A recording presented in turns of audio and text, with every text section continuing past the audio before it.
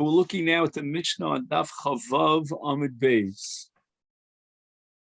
By Isha Shenechbesha, the sugis before this we're dealing with Shvuya. This too is an extension of the case of a Shvuya. A woman was taken captive, and the question is whether she was violated by her captors. If she's an Ashes Ish, we're going to soon see that there might be a problem of her returning to her husband, even if he's not a Kohen. B'dei Ovdei Kol Chavim. And now the Mishnah differentiates why was she taken into captivity.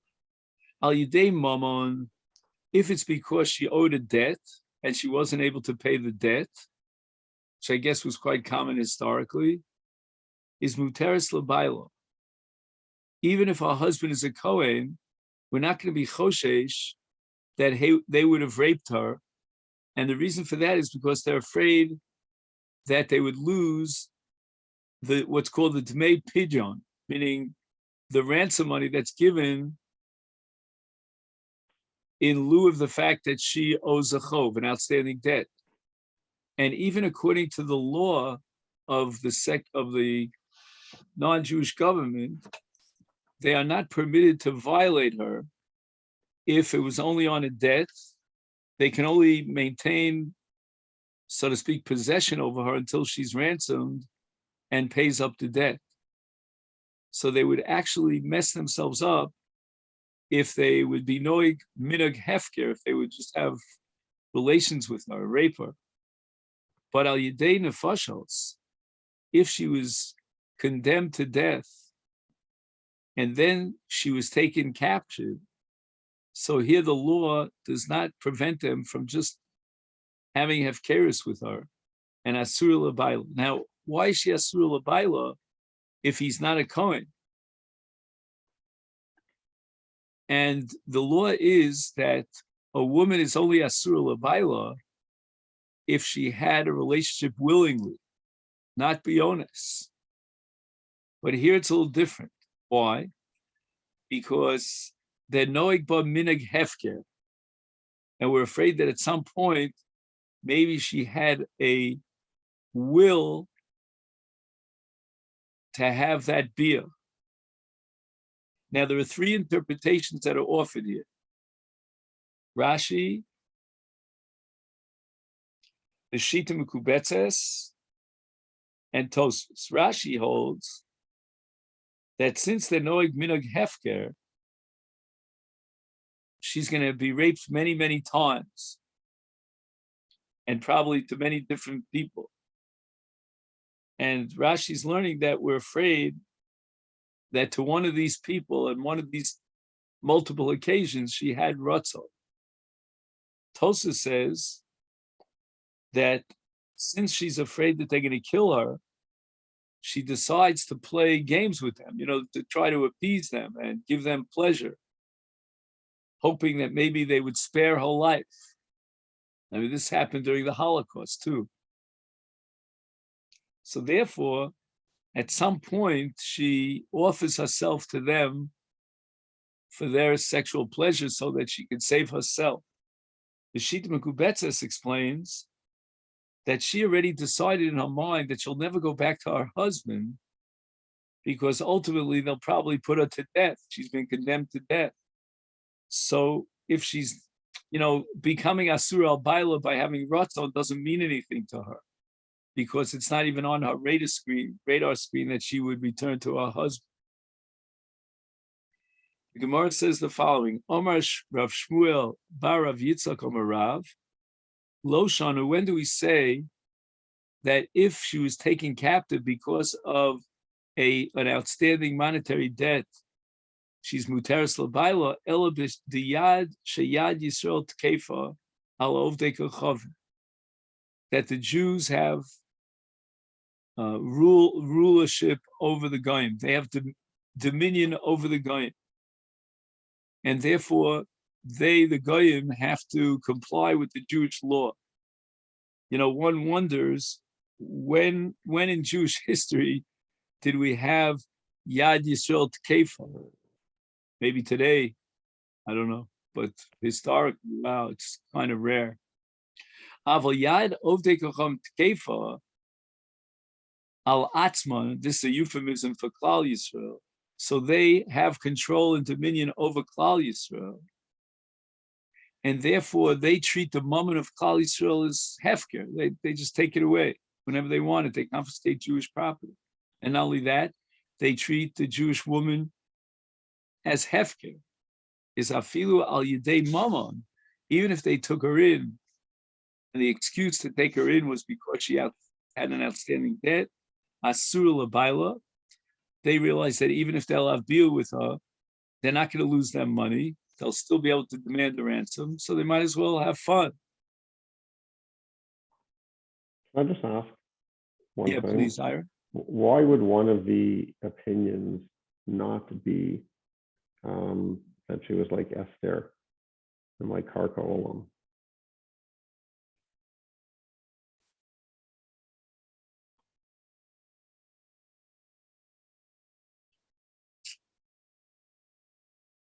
The question of Esther and Karka Olam is only as far as whether she has to give up her life.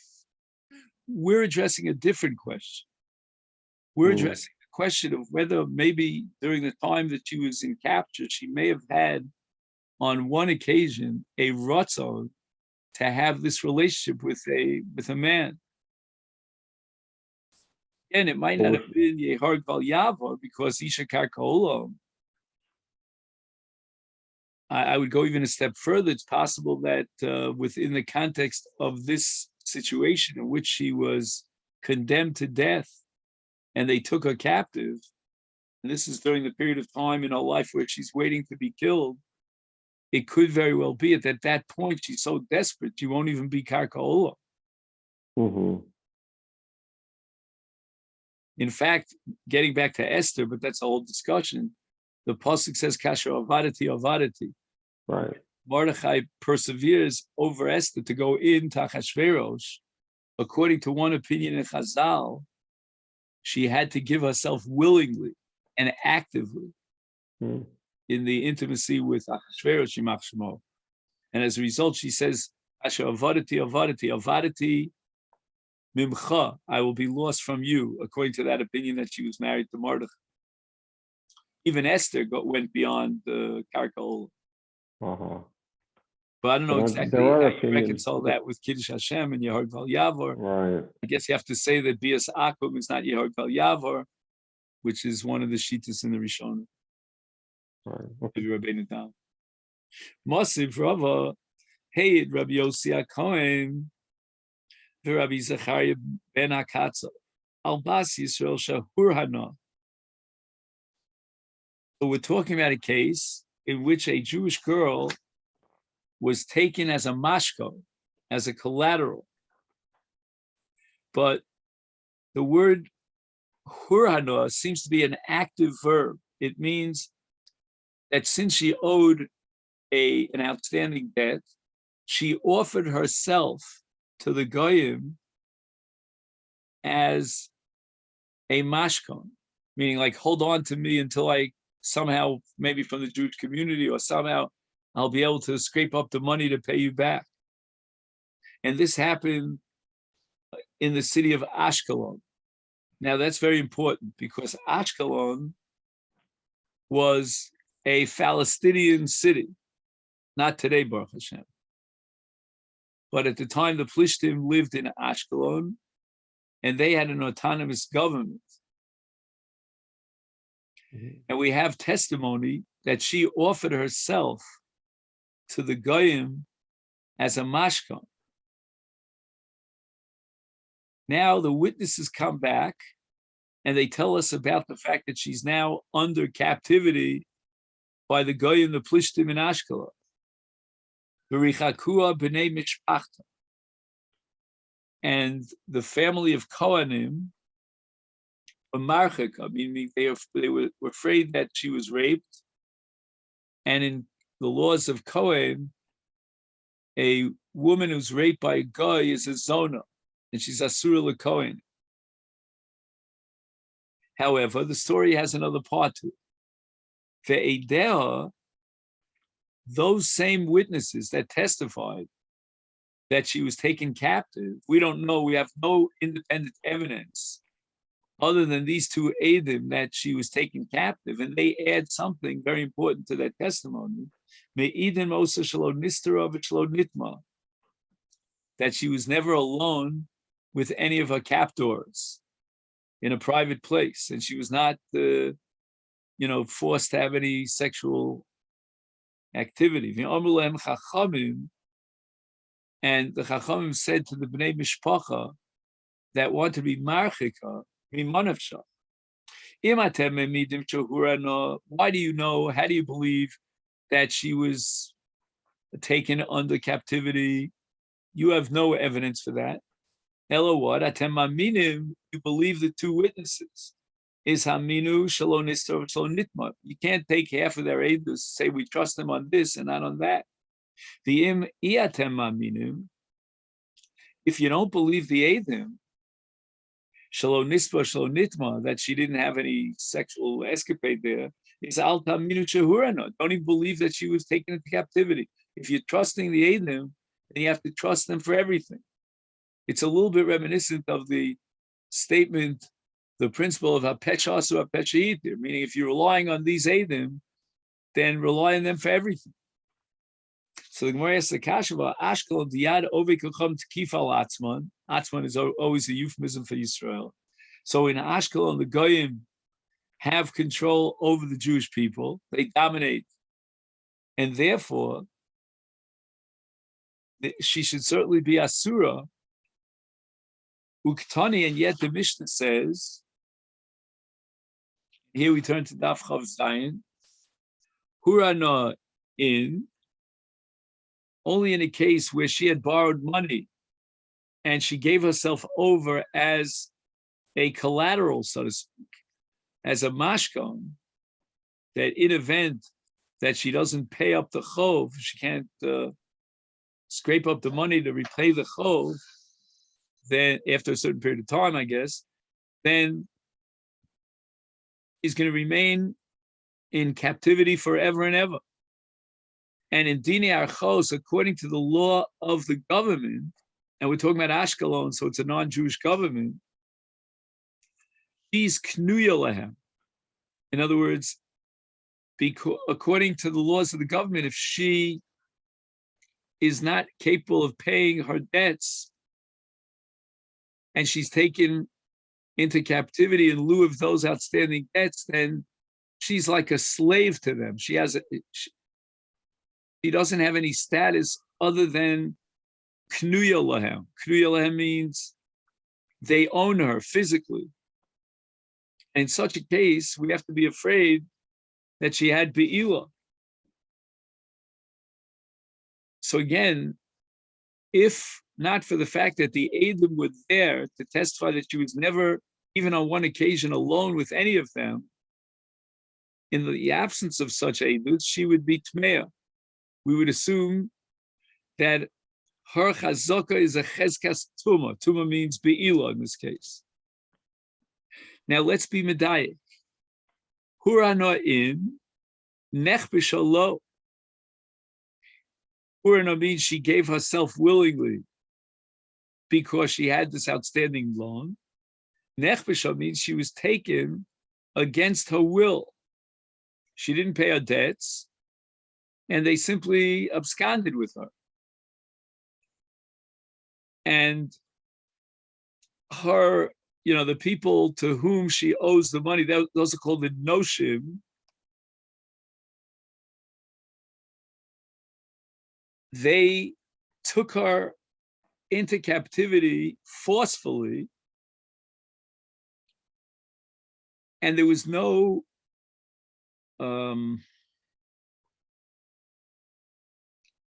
Misira Midaita. She did not offer herself.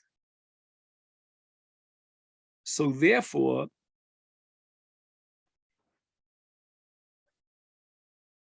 they would be afraid and inhibited from having a rape situation with her, even according to the laws of the Goyim, because she was nechbisha. Lo means we do not give her a cheskas tuma. So she only has a cheskas tuma. In the case of Hurana, where she willingly was Moseres Asatzma, she gave herself over to the notion. But in a case where they absconded with her against her will, they kidnapped her. Apparently, we don't say that she has a cheskes tuma, and this is against Rav Shmuel bar Rab Yitzchak. We have a diuk in the Mishnah against Rav Shmuel bar Rab Yitzchak. If you remember carefully, Rav Shmuel bar Rab Yitzchak was of the opinion that if Yad Ovei Kacham Kefa, then Afilu al Yidei Mamon he asura l'bayla. She has a cheskas tuma. So this is certainly a case of al Yidei Mamon, and we're assuming that she does not have a cheskas tuma, whereas Rab Shmuel bar Rab Yitzchak assumes that she has a cheskas tuma.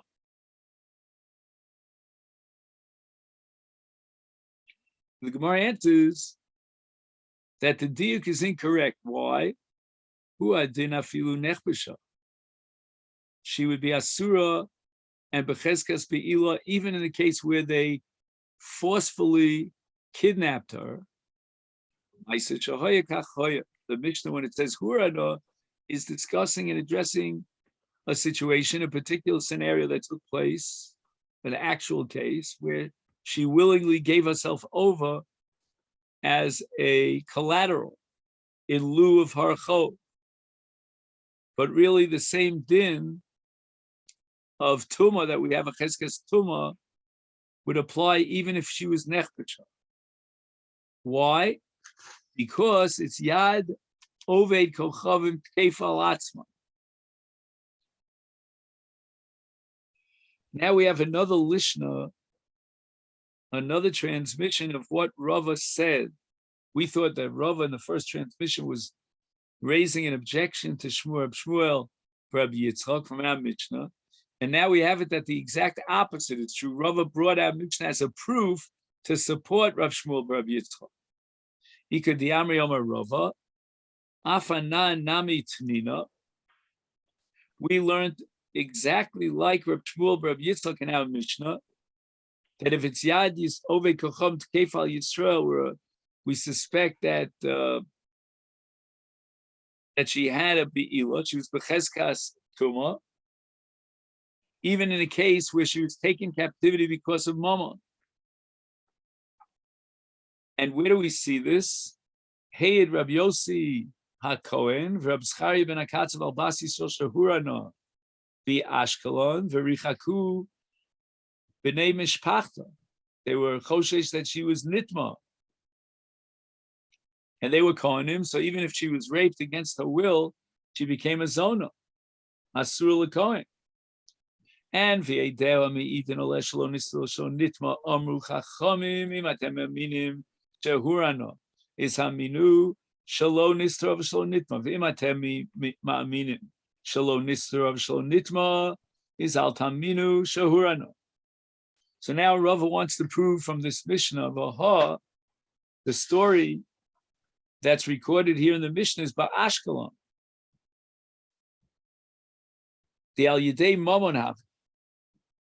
And it's clear from the Mishnah that she was taken into captivity in lieu of an outstanding loan. And in Ashkelon, it's Yad Ovei Kacham Tkifal Yisrael. And why is it that she was muteres, according to Chacham, muteres l'kohanim? Taima, the reason is the Edom Eden Osa, because the Edom saved her by testifying that she was not nitma. Ha ein Edom Eden Osa. In the absence of Edom, lo, the Mishnah wouldn't have established she's tahora, but rather we have to be choshesh that maybe she was nivala l'chovya. My love, and it would seem to be loshna hurana, loshna nechbesha. There should be no difference between Hurana and Nechbetcha as far as onus is concerned. In both cases, since she's Muchzekes B'Yoda Machmas Mamon, and therefore, when they take her as like a Kenyan, that she's a slave, she has to serve them. When the Brisa says Hurana, it doesn't mean Dafka Hurana. That was just the case. The same halach would apply in an nechbesha. And this is a proof to Rabbi Shmuel Bar Yitzchak that once it's Yad Yisrael Tkefal Yisrael, even though she was taking captivity for mammon purposes, we have to worry and consider that she was Nivala Liyaku. So Gemara says, lo, if you take a look at the Mishnah, this is not a support for Shmuel Bar Yitzchak because Hurana, shiny. It's a case where she willingly offered herself as a collateral in lieu of the payment of the chol. And that's different than nichbah b'ones. Because in the case of Hurana, she's basically being moser as atzma lekinyan. I'm knuya lachem. I'm paying up my debt by giving you my body. However, in the case of nechbah, is against her will. She's not knuya lahem, even according to their laws. And therefore, they would not want to be boil her against the law because if doing so, they may actually have to forfeit the money of Dmei Pijona, the money that they are demanding as ransom money. All right. Now the Gemara is going to quote another opinion in interpreting Rav Shmuel Rav Yitzchak. And that Rav Shmuel Rav Yitzchak was not adding a comment on the case in the Mishnah of Al Yidei Mamon Muteres L'Baila. Ika Demrami Le Mirme. There were those who asked a kasha from the Mishnah. Tanan. So now we're positing a stira, what looks like a contradiction between our Mishnah and Ksubis and the Mishnah in Masechet Ebios. Al Yidei Mamon, if she was taken into captivity because of an outstanding loan, Uteres L'Baila. We are going to assume that they would not, these terrible people would not try to be mafsid the Dmei Pidyon by having Be'ilah with her. Ureminu. And we ask the following contradiction from the Mishnah, which contradicts this Mishnah in Edios. Our Mishnah says, hey, Rabbi Yossi, Bechule, etc. And it's only in Hurana, then we're Choshesh for Be'ilah. And the Maisa that happened was in Ashkelon, Dal Yidei Mamon. And nevertheless, Tani, time Adika Edom Ameidin Osa, Ein Edom Ameidin Osa Lo, she'd be assumed to have a Be'ilah. That's a kasha on Rav Shmuel Rav Yitzchak. Let me just go over this one more time. That if there wasn't Edus, she'd be Asura.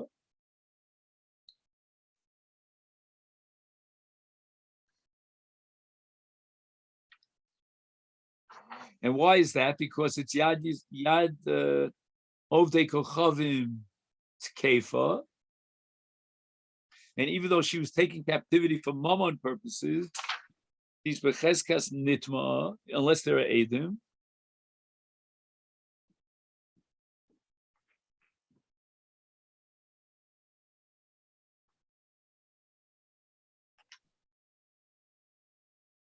One second. So, oh yeah, I'm sorry.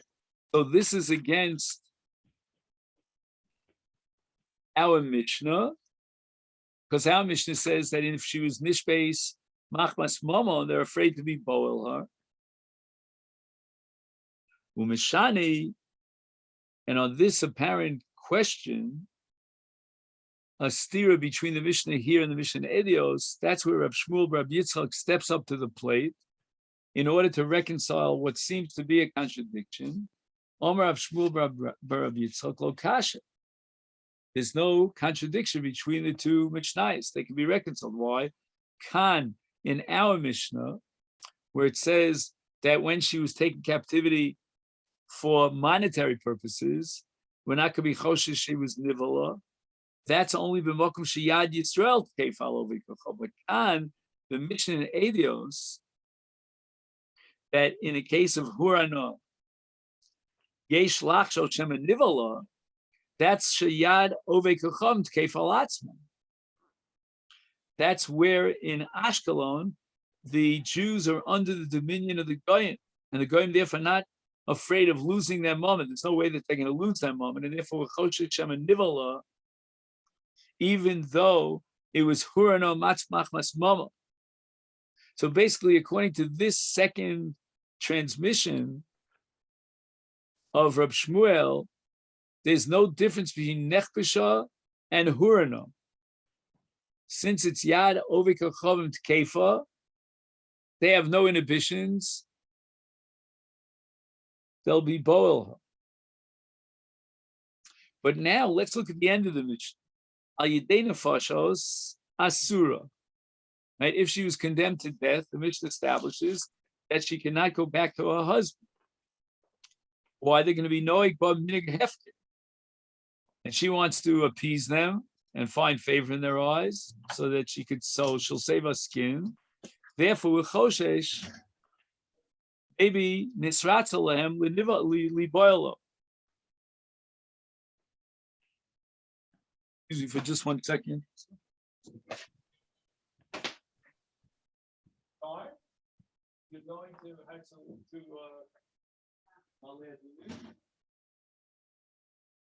Maybe I will go after. let me know, would you? I'm gonna leave. I'm gonna take.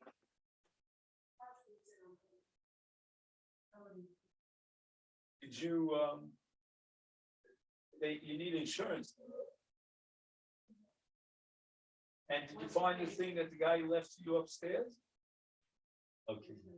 So if either we'll eat supper when you come back after my chavrusa or before that.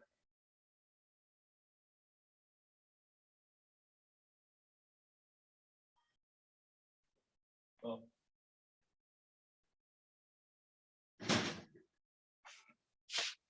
Sorry. No problem. Okay, so now we're talking about a case of al yedei nefashot. She was condemned to death, and she's asura lebaila because they're noig ba minig hefker. And now the Gemara is going to add different scenarios of an isha shenishbeis al yedei nefashos. Omar Rav kigon shei ganovi. Okay, so back in the old times, when a ganav was caught as a thief, then he was put to death by hanging. And then they would make a declaration that the house of this person is completely hefker, take over his house, take over his wife. And if a woman was married to a man who was caught as a thief, she would be taken captivity, and the chazaka was that she was nivala. That's the opinion of Ra. Levi Omer Kagon Ishto Shel Ben Dunoi. Ben Dunoi was a murderer, a famous mafioso, and he was caught by the Malchus. And his wife was Asura Bechezka Shenivalo, they're mafkir. But a person who's caught in theft, we don't assume that his wife was necessarily nivalo. They're not so machmir in the case of gneva to be mafkir the bias and the nashim like they do in Rotseach. That's according to Levi.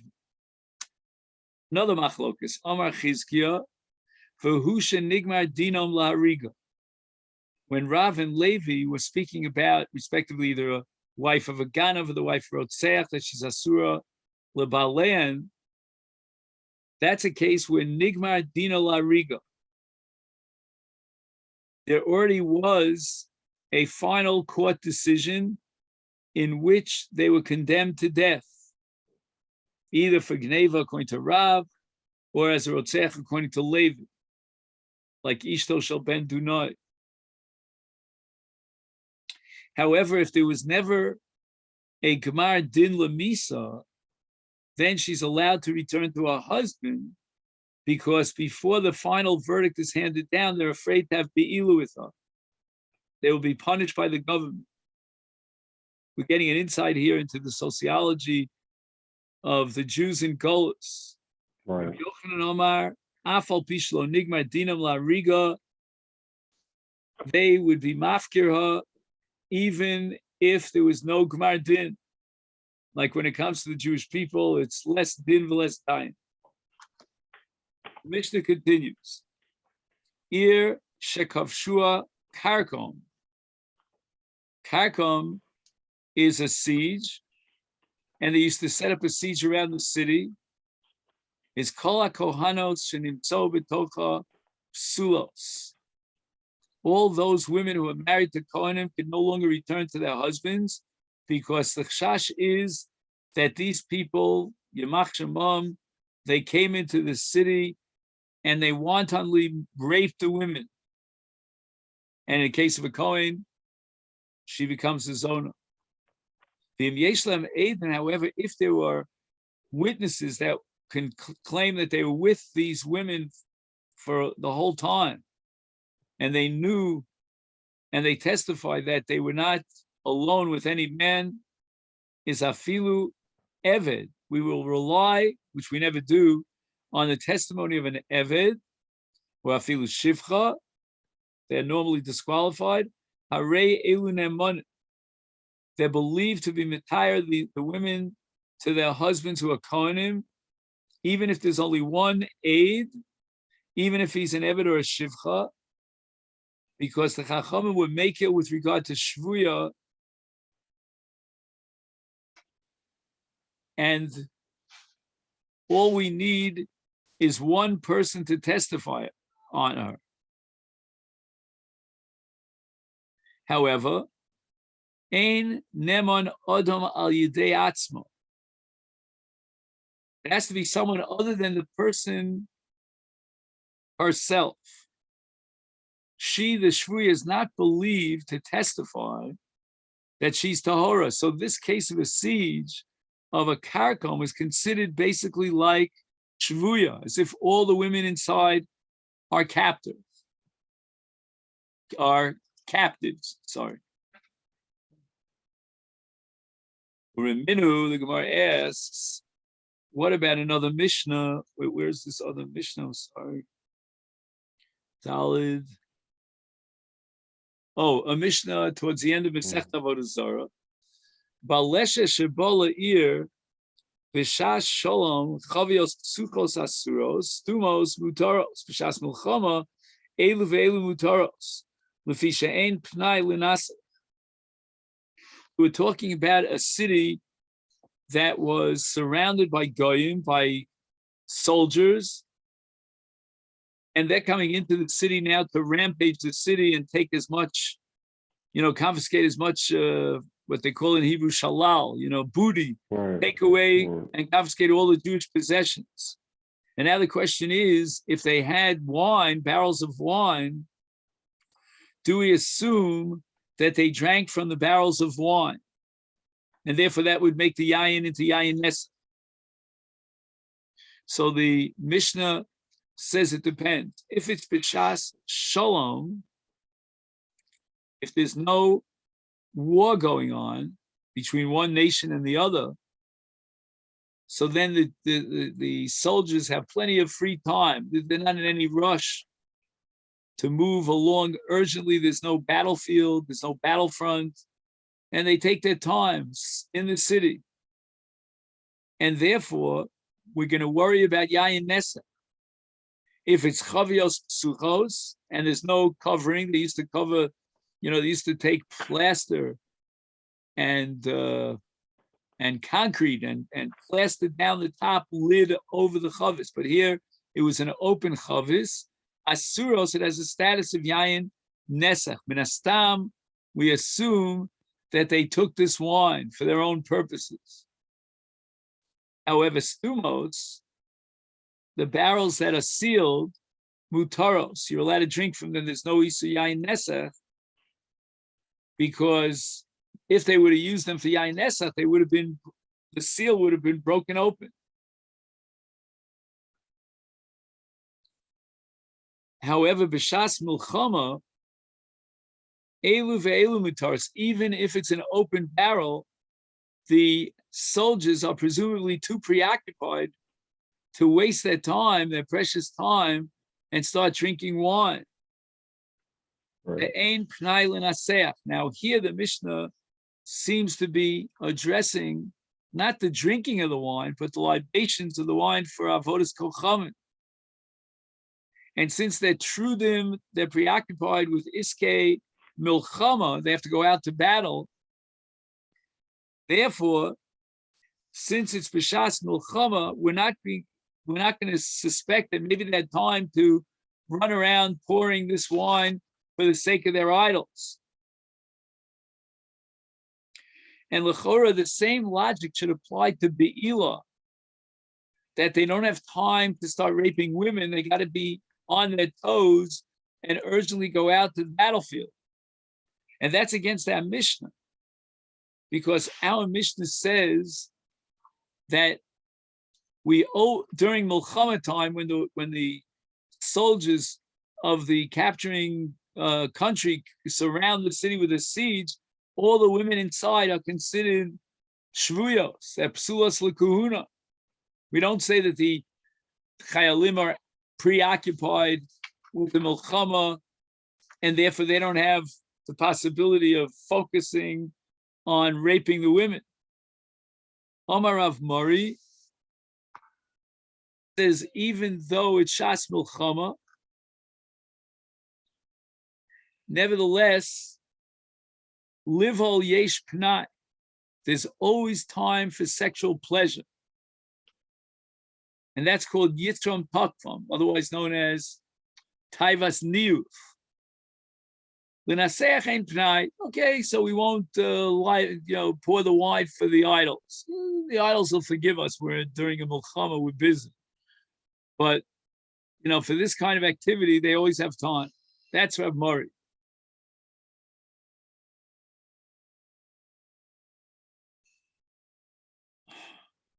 Okay, now we're going to have Chizkiah.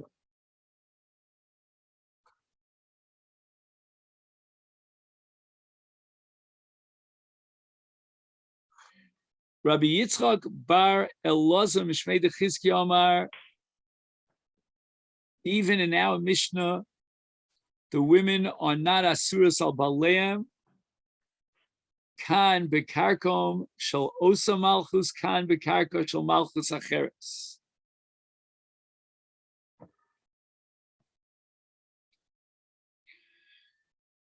Now, Karkum, we said, was the capturing army. And there's a certain, let's say the Soviets are surrounding the city. And now the commander-in-chief of the army comes and says, let's capture the city and we'll annex it to the Malchus, such that from now on, all of the, Toshavim, all of those who live in the city, all the local, the citizens, what do you call them? Residents. All the local residents will now pay taxes to that country because they've now taken over that city. At this point, they're very happy if the Bnei Ha'ir, those who are residents of the city, have financial wherewithal to pay the taxes. So in such a case, which is called a karkum shalosa malchus, they watched and protect and warn their chayalim not to have be'ilo with the members, the women in the city.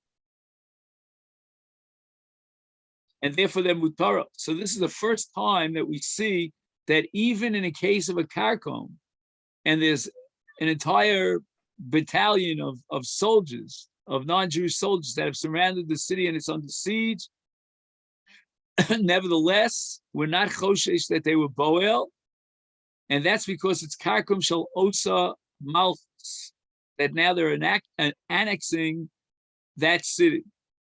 But Khan, our mission that says that all the women in the city are asuras l'baleim, that's a karkum shel malchus acheres. They don't have any, aspirations to annex the city. This city is nowhere near their malchus on the other side of the world. And therefore, they're not going to have any compassion on the members of the city, neither with regard to Mammon, and certainly not with regard to livolis nechaseyim. So the Gemara objects. Are you telling me that if it's the battalion of that local government, Alosa Malchus Nami, the Gemara says we should even be afraid of Be'ilah from the Kovshim, even though it's that same Malchus which they intend to annex the city. It's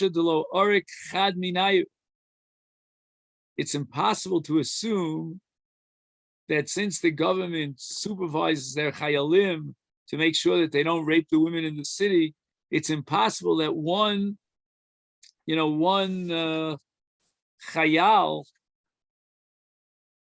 would somehow, Arik actually in modern English is called AWOL. Do you remember that phrase?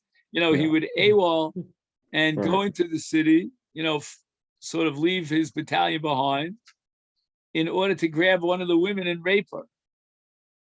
And since we don't know which woman was raped, and yet we assume that someone was raped, we have to create an Isser on all the women in the city. And that has to do with Kol Kavua Kemechtal Mechzedom.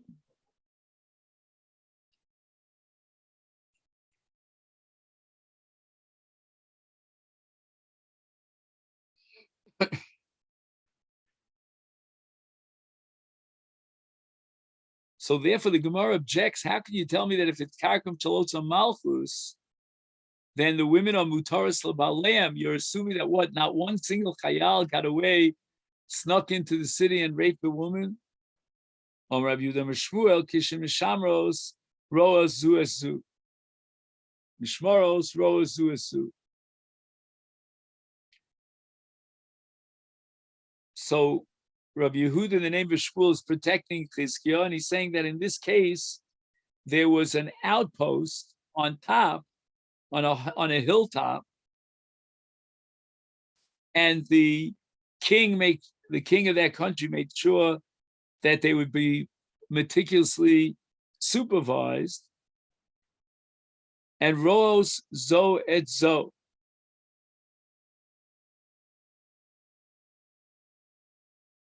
Now, I'm not sure if Zo is referring to the various mishmaros or to the various chayalim. I suspect that since it says Roos in Lashon Nekeva, it's going back to the mishmaros. So the mishmaros, I guess the different battalions, they see each other from one post to the other. And they're very careful to make sure that no one runs out there and does what he wants to do. So the Gemara asks, Efsha Delo Nema Purta. Maybe the Shomrim will fall asleep at some point in the middle of the night. And if we're choshesh for that, then maybe we should be choshesh that, they didn't catch this one guy amongst their chayalim who ran into the city and married and raped one of the women. Rabbi Levi, Kigon de Mahada Lo Lemasa Shushilta.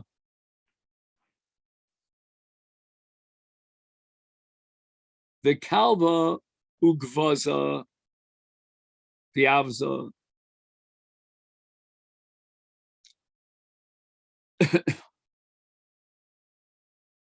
This is like what we call today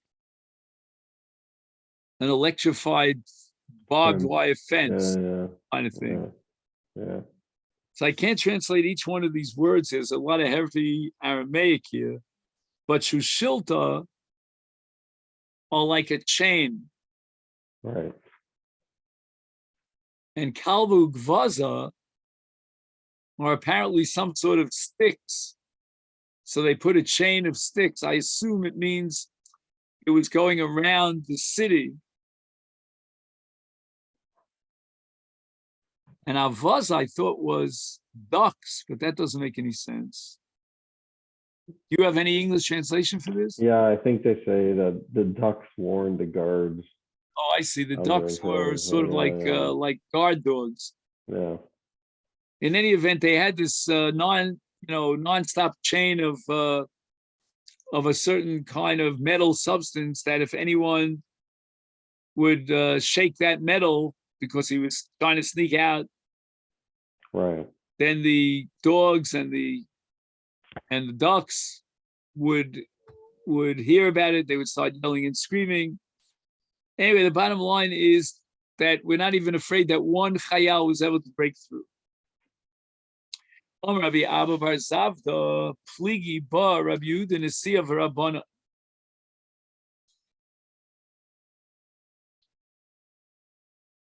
Chad Omar, according to one opinion, kan v'karkum shalosam malchus v'kan v'karkum shal malchus acheres. V'lo kashale v'lo midi. Now, it's the question that we saw above didn't even bother them at all. Why aren't we choshesh that one of them, ran out of the city and had a bila, even though it was a karkum shalosam malchus and they were breaking, they were AWOLing, they were breaking the rules because they did such a great job of supervision that they guaranteed that none of their chayalim would go into the city and rape the women. But Chad Omar, according to another opinion, either it's Rabbi Yehuda Nesiya or the Rabbanan, Kashalei Kol Hani.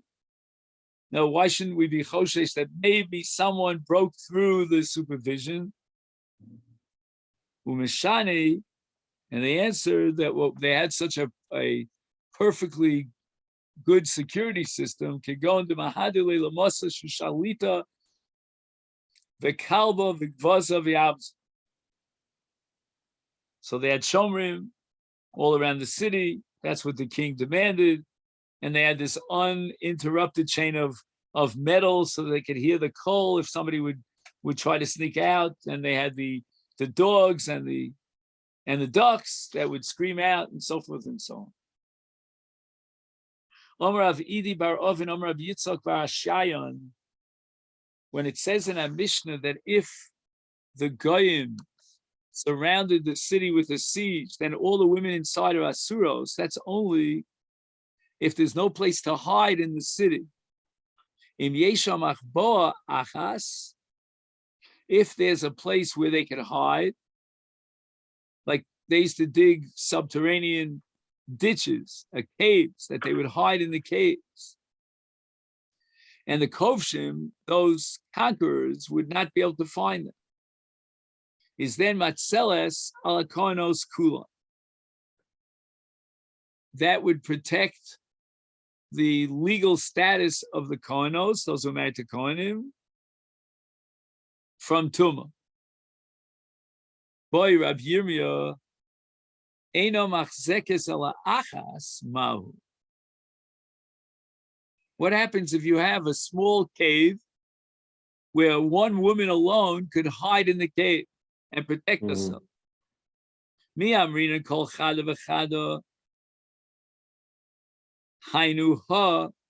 Can we point to each one woman who's married to a Kohen and say she's the one who hid in the Dilbala Amrina? We're not going to say on each one of them that this is the one that was able to successfully save herself by hiding in that standing room for one person only cave.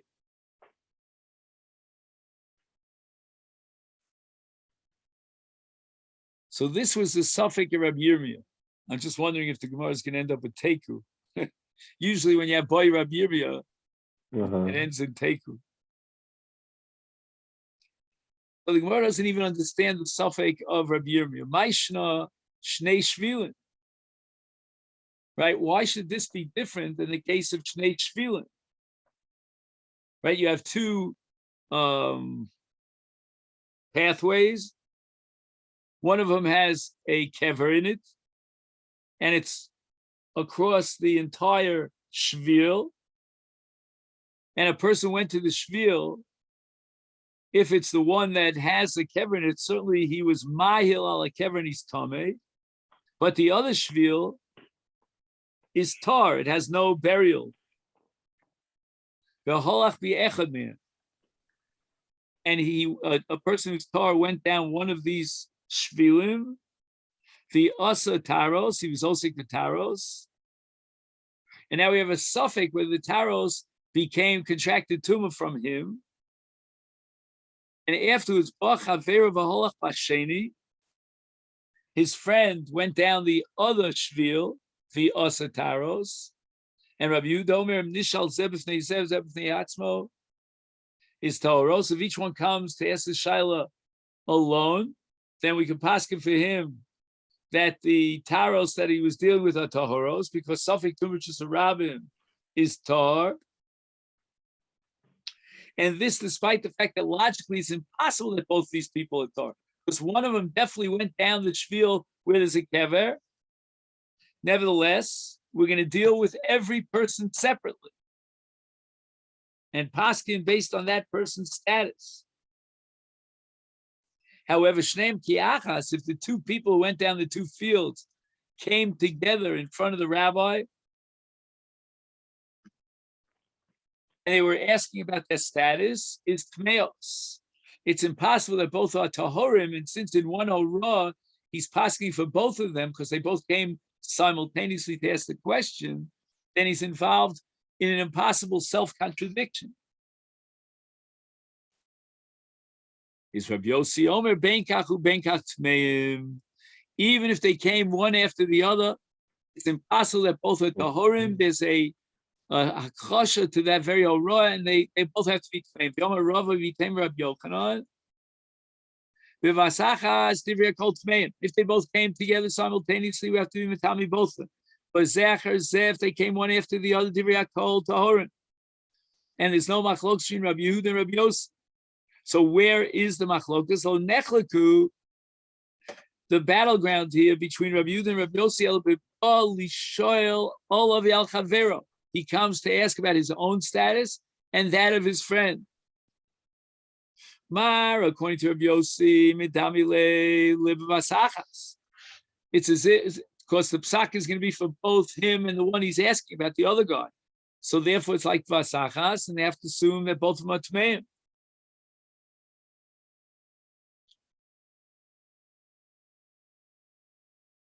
Umar Savar, Umar, meaning Rabbi Yehuda's Medami Leila Bazecher, he compares it to a case where they came one after the other, and for each one separately, we could say tar, even though there's a contradiction in the two oros.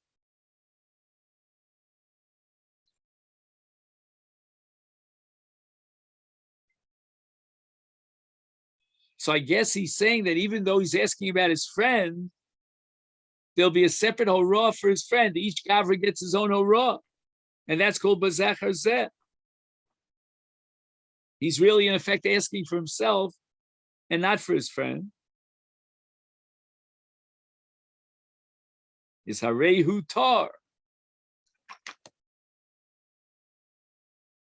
If it's bazecher zeh, he's tar. Uki gavra v'cheskas tara. So we see that Rabbi Yossi holds, and Allah is like Rabbi Yossi, that if he comes to ask for himself and his friend, it's as if they both came to ask simultaneously, and they're both tmeim. V'hachanami, and here too, in the case where one woman hid herself in the cave of the Shari lo Lakulu, kibas achas dami. Gemara is asking if we're going to be mitayar all of them, because on each one we have a suffix, maybe they were able to protect themselves and hide themselves. So therefore they're all tahoros. What's going on over here? That can't be reconciled with Rabbi Yossi, and we pass like Rabbi Yossi, because that's kibas achas dami. It's as if all the karnos in the city came to ask the question simultaneously. So why does Rabbi Yirmiyah vacillate on this point? That maybe we could be mitayar every single woman individually, and say that she went into that machbo, into that hiding place, when logically it's impossible to say that Kulan Torahs, because we know that at least one of them, if not many of them, were Tmeos. And the Gemara rejects the analogy, Hachi Hashta. We're not going to compare the case of Shvuya to the case of Shnei Shvilin. Why? Hasam, in the case of Shnei Shvilin, Bivadai Ika Tuma. We know that there's Tuma in one of the Shvilin. So you cannot be Matar both of them simultaneously because each one went on a different Shvil. And one of them is for sure Vadai Tamet. But Hacha, Mi Yemer de Mi Tamet. Right? The holy Shvuya is only Nisa Safek. We don't know for a fact that he raped her. The Chacham would machmir to create an Isa Misafek. But if there's room to be mistapek, that maybe each one of them might have been that one who went into the machmo and saved herself. Now we could be matir based on that, even though in this tshuva, in this ruling, we know that we by being matir, all the women of Karnos in the city, one of them is definitely Tameh. And that's because the entire enterprise of Shvuya is based on Safek. Don't compare that to the case of Shnei Shvilin, where we know that one of them certainly contracted Tumah. And now we're up to Boy Rav Ashi. On the bottom of Daf of Zayin Amud Aleph.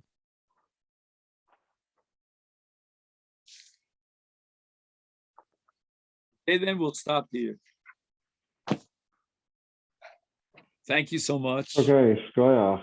Yeah, have a great week. No problem. Yeah, you too. And don't have any nightmares here, though. There's plenty of room to have nightmares.